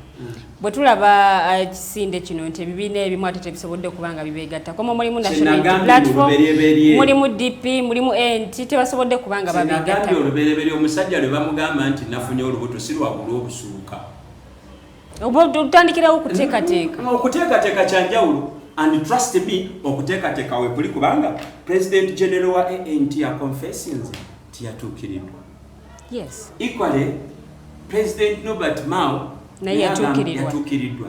Naye mu byobufuzi ng'odiringa n'abakulembeze, most especially nga byoliko byabwesimbu byabwerufu, abantu baleka ne bajja by conviction, not by coercion. So tetuli mu bwangu, but trust me, the process is on. Twengaging abantu bangi kati Mayanja njogera n'aba boda. Did you know? Mwami Mayanja. So at the end of this journey, we are going to have a powerful coalition, a very strong movement, because kino bannayuganda kyadde batugamba era wawulira ne mu 2020 mwandyegasse wendagalira n'okubuuza yagambye nti Mwami Besigye yagoba akalulu ate n'anominatinga ki awo tetunnaba kutuukawo ekibuuzo kigenda kujja ku nsonga y'akalulu mwami Mayanja still ku nsonga y'emu mbadde nsaba nzikiriza nakano nkajeyo because it's a misconception ku baana abato. Naye si kyewuunya nti kiva mu NRM temumanyi demokrasia. You don't know institutional democracy. Mumumanyi nti ewammwe chairman ye Alpha and Omega. Kano kiza Besigye y'omu yabadde ng'agamba nti akalulu tekasobola kujja mukulembeze wa ggwanga mu buyinza. Omumbejja luwedde Forum for Democratic Change newankubadde nga yango banjitegeera osinga ebindi mugongo. Mwami Kizza Besigye is secretary mobilization Lukungiri. Talina kifo ku electoral commission. Is not a NEC member. Atula ku Elders Forum naye nakabedde mu register nga nzija wano. Yakatendinga meeting 218 zitegekeddwa emyaka 2 egisembye emabega. Because the Elders Forum don't meet regularly. They are elders anyway. Ntegeeza ki wano? The decision to bring Amriat Patrick as a flag bearer was a decision of FDC, where Besigye is a member. His opinion matters, but it is not paramount. Wakitegedde? So, ekyo kikyamugamba abaana abato mbu Besigye yava mu kalulu ate n'anominatinga. Ekyo tekiriiyo. Besigye yava mu kalulu clearly ate era mbuulira wawe yagenda ng'asabira candidate yenna akalulu. Simba wakati tudde ewa mwami Otebe. NRM ku mulundi guno yeetegese etya ng'ekisinde kino owa opposition yeegatidde awamu. Esokera ddala kansijewo kano amwami mangi ayogedde ku Odinga n'agamba simanyi politikisi w'e Kenya bulungi. Njagala owadivise abantu bano nti mwami Odinga kati gwe tuyita ow'amaanyi abadde ku opposition okumala ebbanga lyonna nga tasakisidinga. Nakitegeera nti what do you mean nga tasakisidinga nga yali prime minister after struggle? Mu Kenya by then. What is your benchmark of success? Odinga okuwangula nakubanga agacha president. What is your year? Era kyova olaba akyaya n'okwesiba kwa president. Yamugambye I was once a prime minister, leader of opposition mu Kenya, sidda. Kakiwulira. Kinakugambye wali eri nti Besigye yandibadde akolanya amawulire singa yegase ku NRM. Oba oli awo twani mutulule ti akati gwe success waffe. Wagala otubulira mbigere. So kibuzo kyombuuzizza. NRM ejirikiti. Kibuzo kyombuuzizza. Asulayo omwazi fudde. Tuwuliziganye mwami Mayanja. Kibuzo kyombuuzizza nti NRM yeeteeseteese etya. NRM yeteekateeka dda emyaka 5 mu maaso okufuga eggwanga lino. Bano kye batamanyi tubula abagwirana. NRM paka last. Okitegeera nti 50 years tweteekateeka dda emyaka 5 mu maaso kubanga tukulembera eggwanga lino. Nga twastadinga political environment y'abantu nga tebasobola. Era ne Besigye akimanyi kyobulaba anoonya weekwatira kuleki agezekanye kubanga alaba nti oba oli ayo emyaka gya NRM nga Museveni nabudde nga tuleesa omulala oba oli awo ayinza okula nti tuli banafu. Natakimanyi nti wadde nga Besigye ajja amanyi nti muzeeyi avaako saawa yonna tuleete omulala yalowooza kuti nali tagenda kukola kyagenda kwisamuka mu kisero alimba. So NRM yeteekateeka dda era buli kimu weekiri. Ono abadde agamba nti mwami gundi ono wa Western yali aze kwesimba kuwa deputy chairperson otubekera abago najja ne bamugamba soko koleki vice chairperson not deputy. If you check your dictionary neyanziza era kyongambe kituufu nnyo omanye bya NRM era nkwaniriza ojje otuwabule mu NRM eyoveeyo. Therefore nti ffe mu NRM tweteeka katufe tukola ekintu ekitwala ekibiina mu maaso bano bakikuba Museveni dictator nga chairperson waffe naye nga ffe betukola bikola ki bitwala ekibiina mu maaso. Era njagala obuule lwango zonna eziri mu NRM ezeekanaka n'ez'abano ziri ku ludda oluvuganya FDC okiwulira. Therefore nti bano buli ensobi bani abatono. NRM is one organization. But opposition is a multitude of organizations. Gundi deep pesa kwanga ina abantu 5 okiwulira nga mu mwina basatu NRM ina 2 nengeri coalition eki emu. Era NRM is a mass political party. Okiwulira tukola bati ne bana Uganda buli okulonda lwekujja baka mu box ne batuyira obululu nagamba tubawadde mandate endala bano bakyetereza kuba lero Besigye kwanti naye akyetereza bwetereza alabe wajja 2026 wadde ogamba nti let us watch the space. Politics bateekateeka ne betegekera ebifo tozuuka buzuuku n'ogamba katujje tukupeesimbewo tekisoboka. Ekyo politics tekiriiyo. Olaba ne mukereziya gyensabira tugenda ogenda kusoma gundi okusoma omugigi n'ogenda konfirmasi n'okola kyonna bateekateeka tobuukira konfirmasi yo okiwulira ojja weteekateeka tojja wansi kugenda ogenda ng'okola ki penetest n'okumira n'obikola n'obisoma. So that is the politics. Era mwemanja woolowooza nti Besigye talina kigendwa kyakwesimbawo let us watch the space. Nedda okiwulira. Yes nzikanya nawe nti Besigye gundi Lukwago is not a failure era yodi mayor. Njagala ombulire ano omulala ali sitting gundi nze ayabadde mu gundi eyo. I'm a celebrated activist. Yes, but call me a fairy. No, mwami manja njagala okubulire mu politics yenna okiwulira kwasiza kweyita kansala werukuli papa na Uganda tebampa bulungi. I'm talking about okiwulira kati mu politics era your activism oba n'ekigendero lwakyo ekirina okutuukirira nga mu activism oba n'ekigendero lwakyo kyekiriwa. Kati Besigye nga activist mbyofuzi naga kubeera president era kyano kyabula atekawo buli kintu nene tukikuba ate banaye bannayuganda bakooye zeka kibabuulire nona Uganda wa boda nona Uganda nani era agenda kugwa era yakoze ensobi okulembera ekintu kino nze ngambe singa yakati banagamba kati banaye nkomye waka mu NRM muyava olwalira mama Mbabazi kati bamwetiza okugenda okukolera eggwanga lino ebyewuunyo mu Ethiopia ne South Sudan twalaba nagamba nti wesinga tulawaka netulere eggwanga linfiirwa okiwulira lifiirwa omuntu alinga mama Mbabazi kati nebesi gye tumufiirwa bino byalimu byazannya bino bimuteeka wansi hani ne baguluminga abalala okiwulira so ffe tweteeseteese nga NRM tweteekateeka dda buli naye bateekawo leero akalulu tukawangula yes tukawangula nga ddala kituufu kalulu kubanga ono agamba nti si bwe budde omukulembeze w'eggwanga yagamba akapapula okupapula tekamujja mu buyinza yes tekakujja mu buyinza kitegeeza tweteekateeka dda tweta 10 points program abannayuganda ze basiima ne bagamba zino zitugenda okutambulako tubawe nga bayita mu kapapula kati bano tebeteekateekera kapapula beteekateekera activism violence wokotuwaka bebyo ogamba otya omuntu tiwokotuwaka ate mugamba teri mirimu mu ggwanga ekyo baba bagenda kukola ki temugudisa abantu okiwulira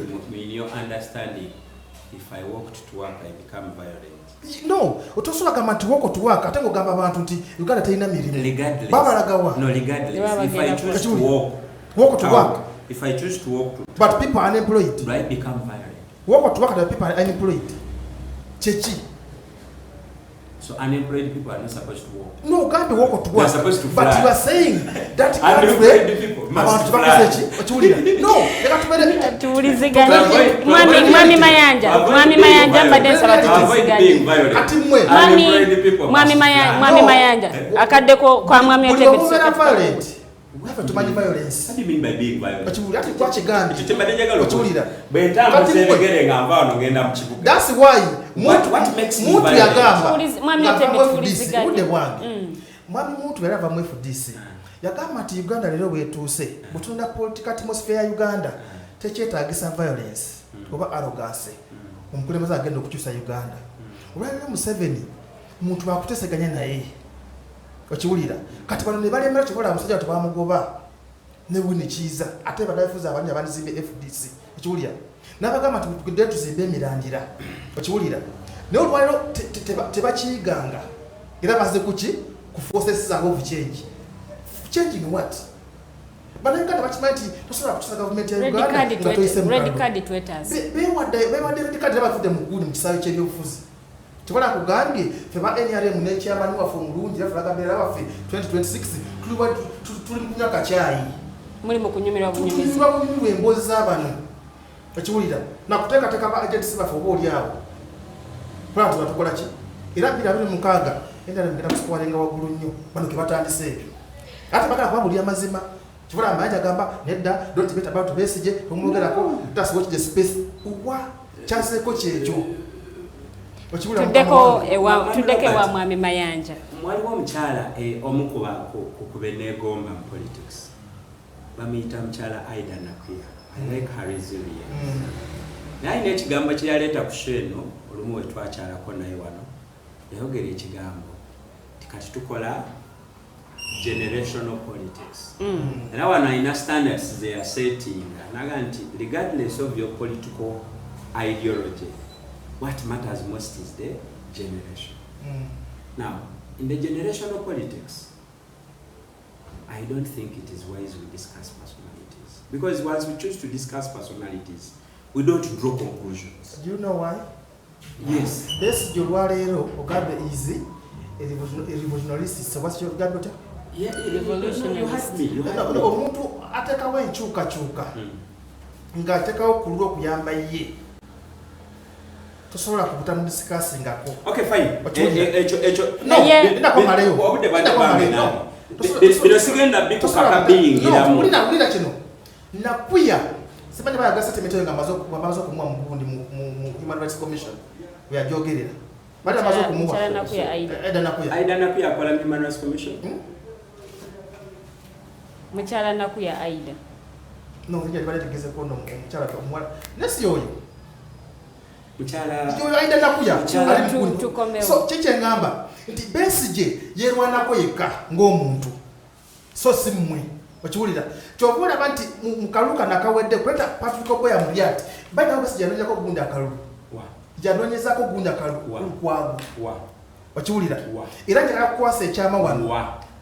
Mwami Luwedde, Sebo Luwedde. Olwaleero bwe tuwochinga space tugenda kulaba ebintu bibiri. Besigye ayinza okuba nga aleeta omuntu omu weyawadde obwa vice okumuddira mu bigere. I really enjoy this speculation. Okiwulira? Era speculation is by what standards? Mu politics becoming realities. So kati mzee Museveni yaleta tibahabulwa. Therefore, nti Besigye otumbula wano olwaleero tekijja kugambye nti ajja kugamba nti ebyobufuzi bya Uganda politics especially kola tebiri mu mazima na bwenkanya naye ngenda setting omuntu.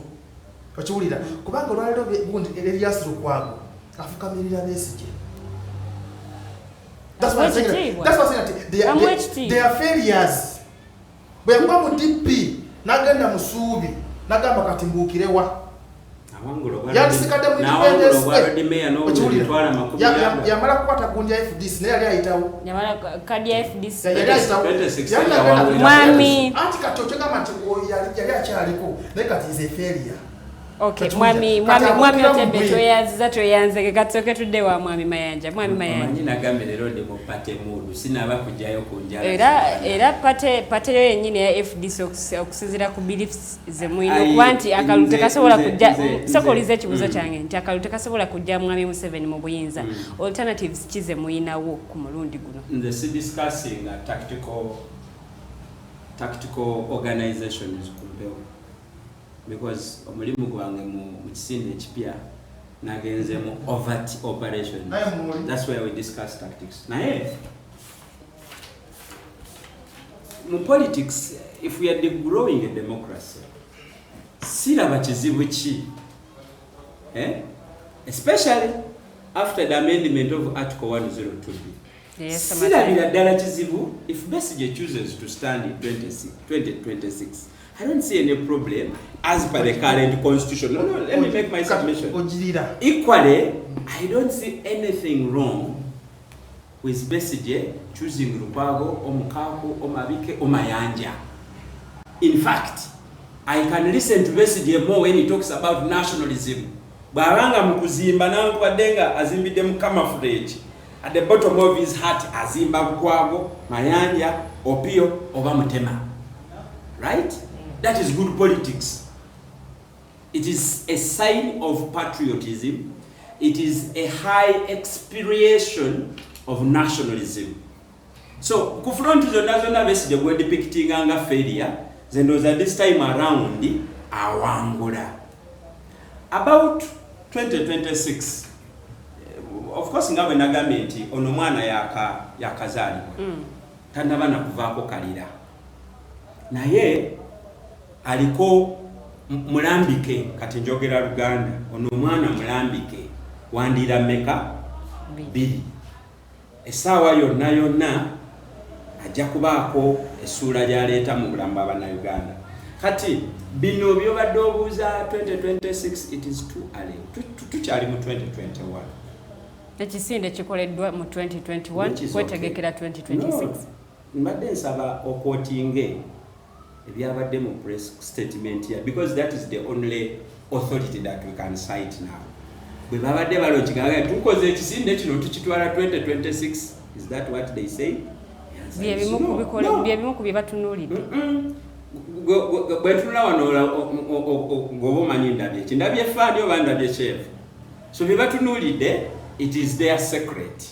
Tujja kuliraayinga ku bye batugambye one walibaddewo ennyonta n'obwetaavu bw'Abannayuganda okulaba abakulembeze abali ku ludda l'opposition nga balinnya mu kitya nga boogera olulimi lutya ebigendererwa byabwe ebimu. Era nga muganda nge bagaa nti NRM yategeka emyaka 5 okufuga Uganda, which is okay kuba eyo meeting confidential matters ezimu tuzirina ku secretariat najja nankumbi who said what and what have you, how they are going to implement. naye njagala kutegeeza nti ekibiina kya Mahatma Gandhi ekye India after 50 years uninterrupted rap mu byobufuzi bagikubye akalulu recently. So bino bye tuzimba si bya Besigye nga boga nti yeyagaliza yekka, because akalulu si kankya.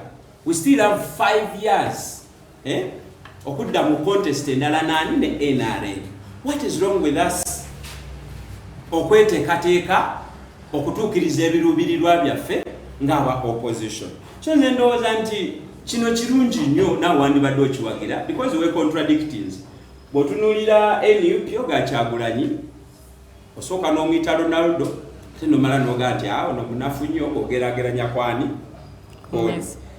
So kyandibadde in the interest of the NRM okakasa nti kati bano bwe baba beegase bagenda kumpa challenge entuufu okiwulira okusinga okuwangula abanafu. Do I make myself clear?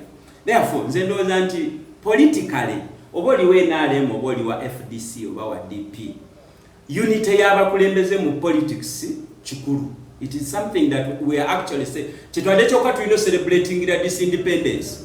Nti ababadde batabuuzaganya mukaaku for instance Mike Mabike ne batula ku meza yemu Mabike asinkane Lukwago mutemubamanyi nze mbamanyi.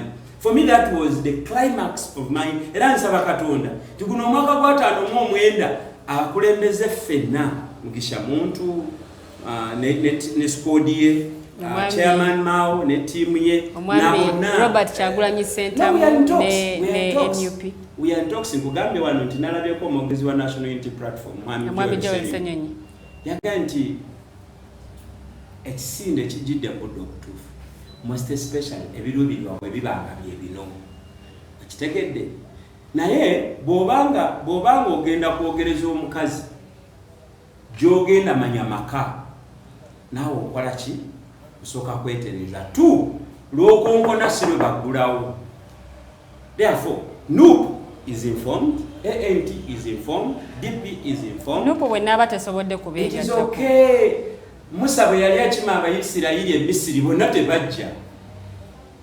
Abamu ne mukubo baatuuka ne bagamba naye nno otulese kufiira mu ddungu kati ennyonta tuddeyo eri naye nga lwendisi ekoze eki. So we are dealing with human beings. By the way, Museveni bwe yali atenda mu nsiko, why is prominent about the 27? He talked to 2,000 people on the 27 on the calling day. Bebaddamu. Wava ebigambibwa nti ekisinde kino kyakoleddwa kuzikiza National Unity Platform kubanga ebadde ekulira oluvuganya gavumenti. Esooka ku byonna National Unity Platform is no longer ekisinde, it's now a political party. Bwebanga it is a political party nze nga bwentegeera FDC eyina programs zaayo, eyina ne processes. For instance, tojja kubuukako ku taxes zibadde zigenda Entebbe okyame najja nakubi bagamba mwe ndeese kino najja gamba webale teekaawo, bajja kiteeka mu processes zaabwe. I would be surprised singa National Unity Platform yekyegaseeko. It will be less than a political party. So because it will mean that decision making in the National Unity Platform is done by a few people. Now, they need time to have a conversation with the broader membership of the National Unity Platform, and at an opportune time, they will join. Naye ekisinde akikulembera ali mu FDC. A deputy naye wa FDC. Emabegakaawo National Unity Platform yawandiikira president wa FDC. Nti twandifunyeyo akadde ne tutuula ne tuddamu ne tutunuulira situation nga bwefaanana ne tulayinga strategies going forward. FDC ne bagamba nti naffe nga organization twakava mu kaseera akazibu. We are trying to do an evaluation of what we have gone through. We are trying to patch here and there, give us some time. Bwe tunaamaliriza we shall be available. By the way, official FDC tenajambira. But leaders in FDC, you haven't heard the Secretary General of FDC commenting about this. However, Harold Kaija, the Deputy Secretary General, is a leader already, It is a process. Kifuuse kya FDC. No. Nti Sentebe wa FDC amumyuka wa FDC. It is okay. It is okay. What is wrong with that? Mubadde mwagala mumyuka tuletere yeke macha. Naye nti kati eno kuno kwegatta kwa bibiina tubadde tusuubira okuba nti Ssentebe waba wa FDC deputy we abeere wa DP block. That is what you want. Which oyagala sebo luwedde. Naye enzigi zikyali nzigule. There is a team which is willing to listen because we are building a national front. Ideas is the address we tuzitwala. Because natandise debate eno ngangamba nti when you look at it on a personal perspective, you get a very wrong picture. Nange kenyini nsituka nina delegation yaba activists tried, tested, tubadde tuli mu kuzimba ekisinde ekipya. But now the debate is to take a platform endala ng'olwedde waliwo eri established ate so far yo emaze okusucceeding amalgamating forces because omulimu gwokka gwe tulina nga opposition is to join forces. Okiwulira? So we are having a conversation and bwe mbadde nzija wano mu kafubo ke mbaddemu ku Hotel Triangle tukkiriziganyiza that we are going to have an official engagement n'abakulembeze ba PFT. Ekiraba tulabe how do we fuse into tuwesinageze ekivubuka ekisinde kino ejja kuwulira fire awo tulaga. Lastly, it is not a must that transition must happen 2026. No. I can mention a dozen examples, cases where people got changed before without an election. Okay? So once we achieve unity, once we agree on strategic activities, we can even see the downfall of the mighty NRM tomorrow. Tuddeko ewa mwami Otebe mudakiika zino etono ennyo ze tusigaza nga NRM muli ready for a transition. Omanyi mwami Mayanja afaanaganako n'omuntu ageraageranya ebyobufuzi bya Uganda ku nvi nti omuntu amala kukula baleka balaba envi so nga ate nze muwala wange ali emyaka 5 ayina envi mutwale mu ddwaliro wakiwulira so fe abasoma biology ezo ziba hormones ezibira mu mubiri gw'omuntu ziproducinga envi oba oliawo envi so kati mwami Mayanja aleme kwebuzaabuza nakulimba bannayuganda bakuze bakola bikoze eki biganye is an activist naye buli kyagezaako okuteeka maaso okulwa nkikoze eki kiganye. Nze naleetulire Dr. Kizza Besigye nezijukira nti Besigye talina mutima gugatta oludda oluli ku opposition bawangule NRM tekisoboka.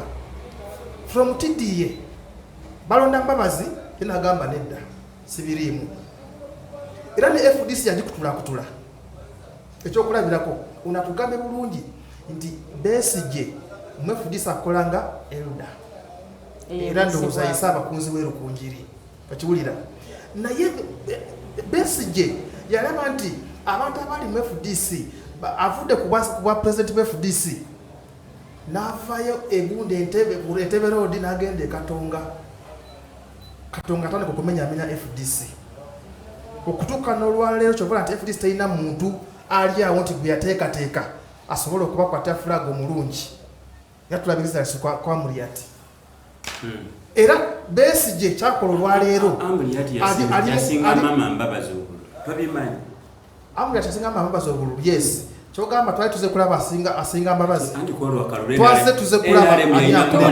tuliziganye mwami Mayanja therefore Besigye ndowooza agezaako okulaba nti mistakes yakola ekibiina kyaziteeka ku ttaka mwali mukola ki kulaba nti atereeza era kyokola nti akulembeza nnyo bano nti vice wange ye Erias Lukwago Awodi Kaija jankuwa ekifo nange nze Ssentebe nti mwami Asumani Basaali okiwulira ate Basaali teyaliiwo mu kisinde kino spokesperson tugambe nti Museveni okuwa Jessica Alupo oba vice president agenda muzaalamu n'abaana nedda agisikala kutomugiraganya ku lukwago okiwulira FDC oba Besigye ng'omuntu talina mutima gwa kugatta ye atunuulira kike azimba kike kubanga ono atugambye tosobola kwandaletinga mukaaku gwatugambye mabike nze nabagambye nti bali baferias gwe n'okola ki n'obasitula therefore lwaki teyabalabyewo n'alaba bano otunula olwaleero nti lukwago manyi siringa kugeza nzikiza information. A conversation about the leadership of the PFT. Besigye aliwero. It is those very people about today ne bagamba for now. Ono yasanide. Gwo bogira. Nga bwe bogereza Winnie Kiza. Kati kiribwa kiti. Kinagala okutegeeza. Information inaji gatte. Nti Besigye yawanikira Nupe ebbaluwa ati bye tukole ki? I mean, Nupe yawanikira gundi. Yawanikira party president. Yes. Because the criteria is you write the secretary general of the party. Kyonna kyekiri era okuwanikira party. Bakiwulira. Tibano bawanikira party ekyo kikyamu tekisoboka.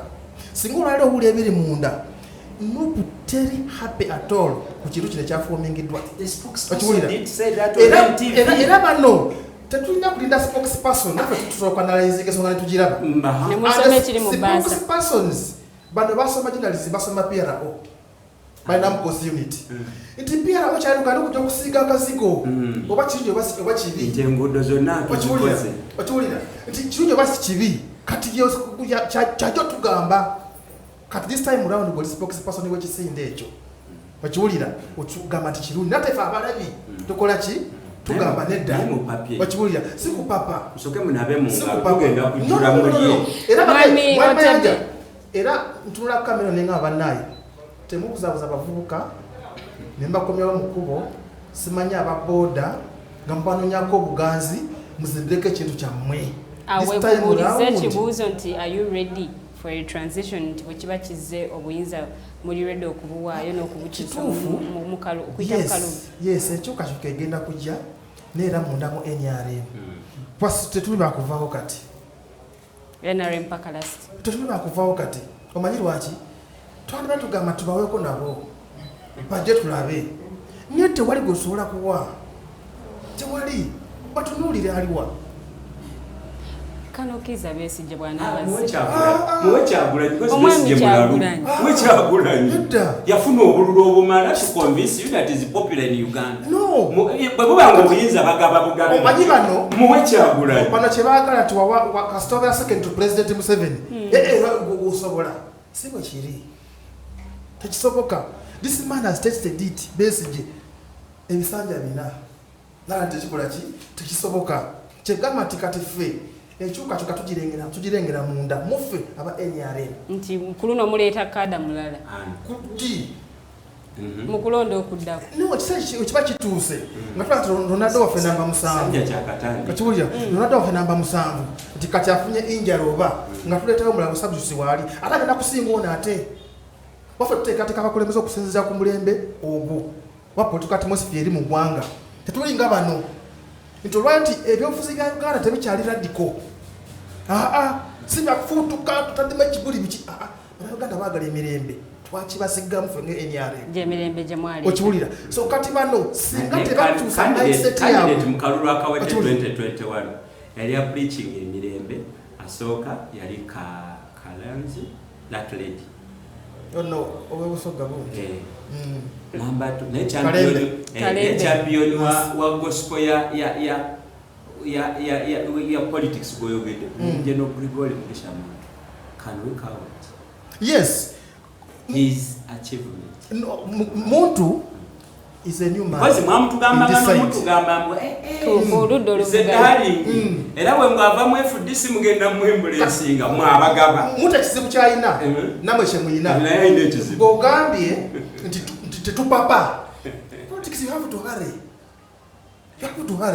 Wetagweyangwirizeeko okiwulira si byakuteekateeka is on time tewali tapapye tekiriyo kyokola abatuuka ne bagulubana nga tebalina aba agents abakoma kalulu kaabwe nze kugambe kati ffe tuli tuli mu kunoonya ba agents yensonga lwaki ekisinde kino kizze mu kiseera kino kize kuteekateeka mukulembeze yenna mukyala n'abakoba yali mu kooti flag bearer we n'aleero ebambuuza DRF lawyer n'ambuuza nti mugamba nti mulina abantu 3 ku buli kyalo constituency ye erimu ebyalo bwe biti n'amuwa toto y'abantu abo namugaa kijja kitya nti tolinawo yadde DRF 3 n'abakwata ina DRF yali mu kooti bino bwolabika wali otunda nyanya obululu akukulana ne mukyala Joyce Baagala bakijja mu bulu naye mwami Otebe ku bululu obuli mu box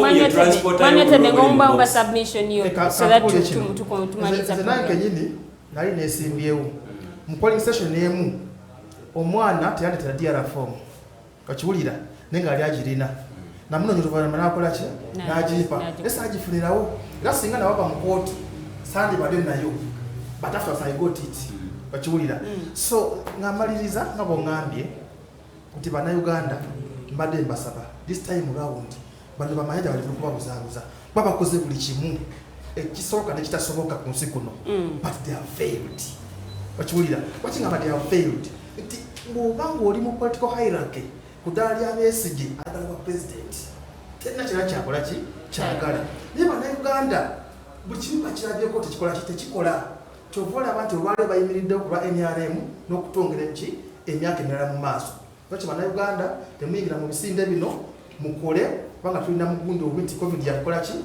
yasensera bizinesi zaffe so ababodaboda majja mutemumugenderako yenonyeza bibye okukuza ekisinde kye bavuka mwina mukole mbe ku mayanja sigadde ze Otebe Robert please magalinyo NRM ne president we Kaguta Museveni afuke ddala eggwanga lino emyaka gyonna paka last tweyanziza nnyo mwami Otebe. Mwami Mayanja, ekibuuzo kizze wano waganya okwogera ku ngeri gye mugenda alternatives ze mwina ku mulundi guno engeri gye mukiri nti FDC temukkiriza mu kalulu okujja ku mukulembeze wa ggwanga mugenda kwagazisa mutya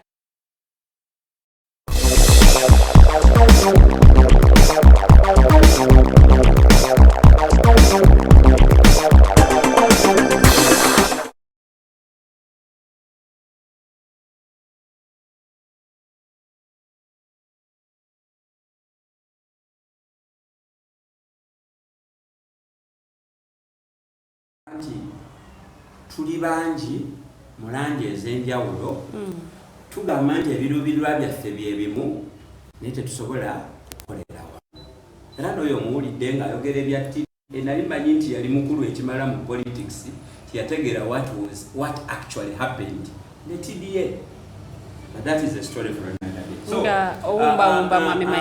with unity of opposition players because tetulina budde bwa discussing policy and programs tuzirina ku papula bakiwulira we have the best plan on education, on health, on agriculture, on people's businesses, etc. We have a compendium of policies ezisaana abantu abalina will, because one of the problem of Uganda is not policies on the paper, it's the will to do good. wengenda okusabira Mwami Mayanja njagala kusiibula abatuwuliriza bannayuganda abaagala sustainable peace and development.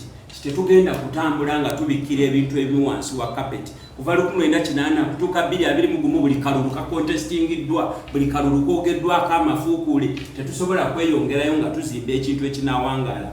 Ekkubo liri mu kwegattira wamu nga bannansi tusooke tweddiza amaanyi gaffe tutegeke ebyobufuzi byaffe ne institutions Uganda ejja kunyumira abazzukulu baffe.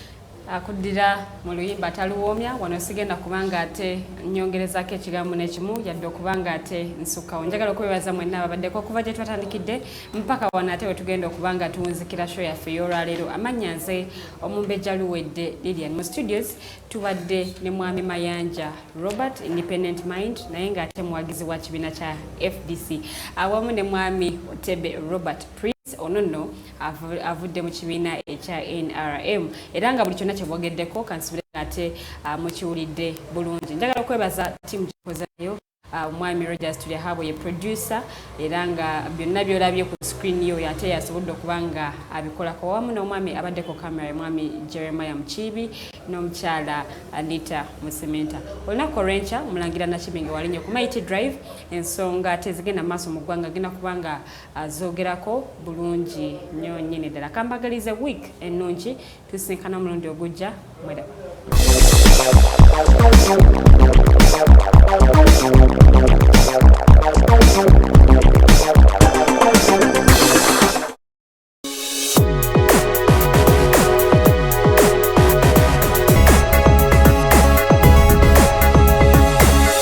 The Alternative Dig Talk. Real issues, real talk.